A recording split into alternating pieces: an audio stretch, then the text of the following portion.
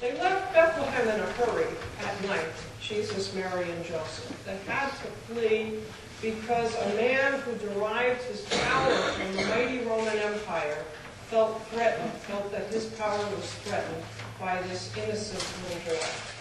Jesus, of course, would become quite a threat to power in the worldly sense, but not yet. He hadn't done anything yet. So Joseph had a dream, the angel warned him, and away they went to Egypt. And at a very tender age, Jesus became a refugee. And I found myself wondering how many of today's refugees wake up in the middle of the night and have dreams like that. Not that an angel speaks to them, but how many of them have woken up in the night full of fear for the safety of their families, for the safety of their children, and taken off and run. The UN, which keeps track of things like that, tells us that at this point in the world, there are 43 million people who have been displaced from their homes by conflict and violence. And of those 43 million, 41% are children, like Jesus. And I have one more statistic for you, which is that 2/3 of those have been gone from home for 5 years or more. And many of them will never be able to return. I'm a child of immigrants. My family is made up of immigrants. I suppose that's true of all of us here in one way or another. My great-grandfather left Dublin in the 19th century to come to America, seeking economic opportunity, but really seeking survival. My mother-in-law left Germany in the late 1930s, seeking safety from the Nazi regime there. And they came here and settled and did well. Their stories have happy endings, but not all people who come to this country have such a happy ending to their story. I was reading not that long ago about a 15-year-old named Alejandro Rodriguez, who was born in a town in Honduras, and after 7 or 8 children his age had been killed by gangs there, the gangs came to him and his 13-year-old brother and told them their choice was to join the gang or be killed as well. Alejandro and his brother fled and made the terribly dangerous trip north all by themselves. They're in Brooklyn now, or at least they were at the time of this story, which was in the paper about 2 weeks ago, I guess. Safe, but they had indeed been detected and caught, and it's very likely that they'll be deported. So what will happen to them then? We don't know. A safe home is so important to human flourishing. It's one of the basic things that we need, a safe home. And there are so many ways that people in our world do not have a safe home. So every time I go to the hospital for some procedure or test, which I've been doing lately, one of the screening questions they ask me is, do you feel safe at home? Is there anyone in your life that you're afraid of? Well, not in my life, thankfully, but we know that there are women who have to deal with domestic abuse. We know that there's also child abuse and elder abuse and all kinds of ways that people don't feel safe in their homes. Before seminary, I worked for Habitat for Humanity, not the one in Bucks County, but the one that was building houses outside of Lambertville, which is, of course, right across the river from New Hope, so right in my area, and my church was working on some of those homes. And I was doing some volunteer work by way of publicity and such. And I clearly remember one of our partner families these are working poor. These are people whose skills and abilities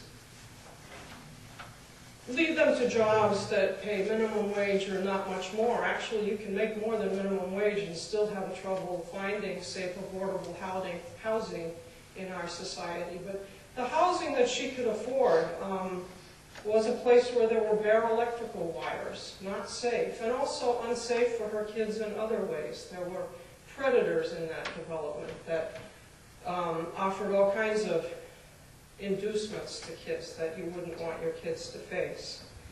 So home, safe home, it's something that so many people are looking for literally, but it's something that people are also looking for in the sense of a safe home for the heart. I think of teenagers who have to leave home, sometimes take their own lives, sometimes they don't feel appreciated and loved at home, sometimes they feel bullied at school and don't feel that they have a safe home for their hearts. I think of people who have to leave the homes where they've lived for years, the homes where they've raised their families, and go possibly into assisted living or possibly to live with a family member. And it's a physically safe home, but it takes a long time for that to feel like a real home for the heart. I've been thinking about home for the heart a lot myself lately.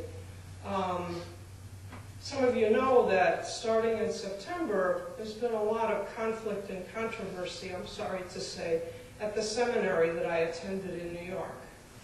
And while the real victims in this situation are the people who are there now, the students and faculty in particular, that was a home for my heart. It was a very special place to me, a place where I could hang out with all the other church nerds and not feel sort of unusual.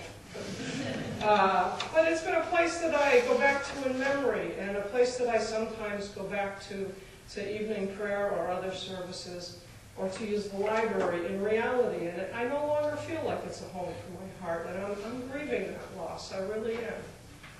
Not long after that, my mother passed away in November, and so now we're preparing to sell her home, kind of emptying it and getting ready to put it on the market.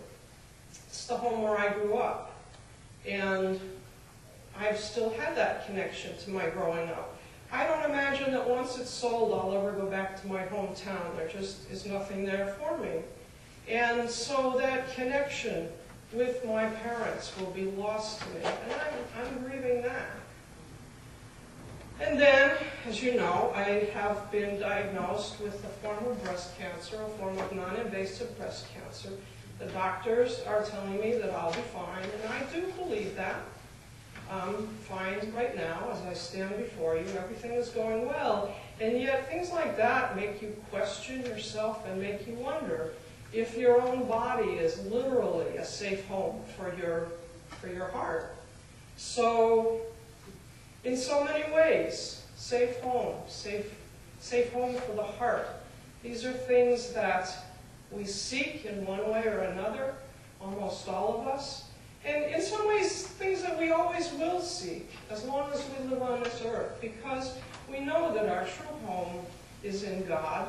St. Augustine once said, our hearts are restless until they rest in you. And I think that's true.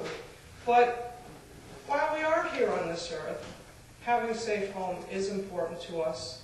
And so I've been thinking about, what can you do about that? Well, there are a lot of things we can do as individuals. Look for opportunities for thoughtful political advocacy, remembering always that behind the headlines are real human beings.